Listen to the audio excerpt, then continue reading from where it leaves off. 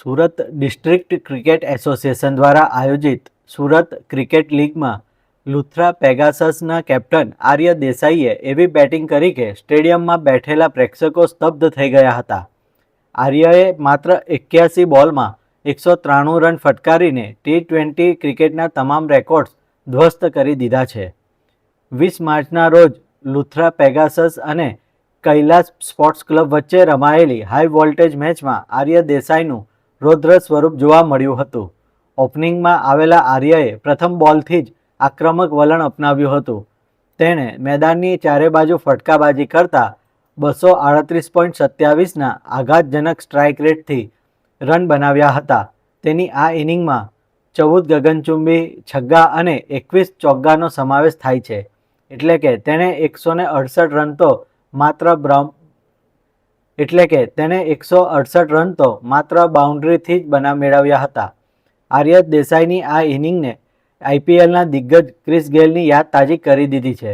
આઈપીએલમાં ગેલના નામે 175 રનનો રેકોર્ડ છે, જે અત્યાર સુધીનો સૌથી મોટો વ્યક્તિગત સ્કોર માનવામાં આવતો હતો.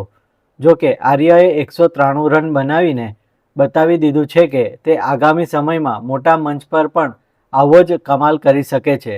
ગુજરાતના સ્થાનિક ક્રિકેટ ઇતિહાસમાં T20 ફોર્મેટમાં આ અત્યાર સુધીનો સૌથી મોટો સ્કોર હોવાનું મનાય છે. આર્યની આ સિદ્ધિ બાદ સુરત ડિસ્ટ્રિક્ટ ક્રિકેટ એસોસિએશનના હોદ્દેદારો અને સ્થાનિક કોચે તેને અભિનંદન પાઠવ્યા છે. હું ગુજરાત માટે રણજી ટ્રોફી રમું છું. હું આઈપીએલમાં KKRનો બી પાર્ટ રહી ચૂક્યો છું અને હું લાસ્ટ યર દુલીપ ટ્રોફી આપણી વેસ્ટ ઝોનની ટીમમાં બી હતો.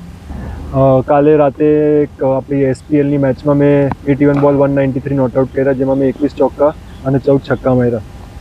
તો એ બહુ સારી ફિલિંગ છે કે આટલી સારી રીતે હું મારો પ્લાન્સ એક્ઝિક્યુટ કરી શક્યો અને જે મહેનત કરી છે એ હેલ્પ કરે છે અને આગળ બી હેલ્પ કરતી રહેશે. એટલે હું બહુ ખુશ છું કે મેં આ પરફોર્મન્સ કર્યો અને મારી ટીમને મેં જીતાડી.